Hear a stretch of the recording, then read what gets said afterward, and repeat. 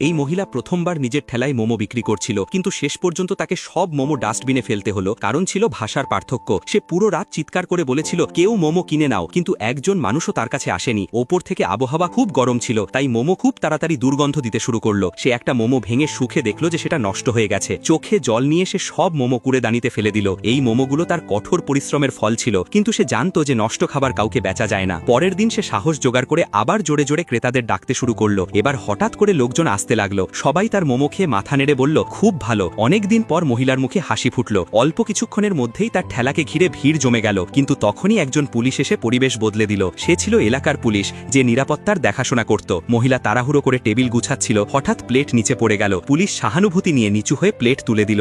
সন্ধ্যায় সেই একই পুলিশ আবার তার ঠেলায় এলো। মহিলা তাকে দেখেই তাড়াতাড়ি জিনিসপত্র গুছাতে শুরু করলো, কিন্তু পুলিশ বলল, আমি মোমো কিনতে এসেছি। কথোপকথনের সময় জানা গেল যে তারা দুজনেই একই হোম টাউনের। যাওয়ার সময় পুলিশ মোমো প্যাক করেও নিয়ে গেল। মহিলা বলল, রাতভর রাখলে নষ্ট হয়ে যাবে। পুলিশ হাসতে হাসতে বলল, আমার কাছে ফ্রিজ আছে, যখন মন চাইবে বের করে রান্না করে খাবো। এটা শুনে মহিলার মাথায় নতুন আইডিয়া এলো। তার জীবনের দরজা যেন খুলে গেল। এখন সে শুধু টাটকা মোমো নয়, বরং প্যাকেটজাত মোমো বিক্রি করতে লাগলো, যেগুলো মানুষ বাসায় নিয়ে গিয়ে ফ্রিজে রাখতে পারত। তার ব্যবসা দিনে দিনে বেড়ে গেল। ঠেলায় লম্বা লাইন পড়তে লাগলো। একদিন যখন মহিলা মোমো বিক্রি করছিল, তখন লোকাল গ্যাংয়ের লিডার গুন্ডা নিয়ে এলো। তারা তার কাছ থেকে হপ্তা চাইলো এবং তার মেয়েকেও তুলে নেওয়ার চেষ্টা করলো। মহিলা মেয়েকে শক্ত করে আঁকড়ে ধরল এবং কিচেনের ছুরি তুলে নিল। লড়াই করার জন্য প্রস্তুত হলো। গ্যাং লিডার তার চোখে সাহস দেখে নিজের মায়ের কথা মনে করলো। সে নরম হয়ে গেল। সে মহিলার কাছে এক বাটি মোমো চাইল। মহিলা দ্বিধা করে তাকে মোমো পরিবেশন করলো। মোমো খেয়ে গ্যাং লিডার খুব খুশি হলো। সে বলল তার সব লোককেও মোমো খাওয়ানো হোক। এরপর থেকে সে মহিলাকে আর বিরক্ত করল না, বরং ভালো টাকা দিল এবং মাসিক হপ্তাও কমিয়ে দিল।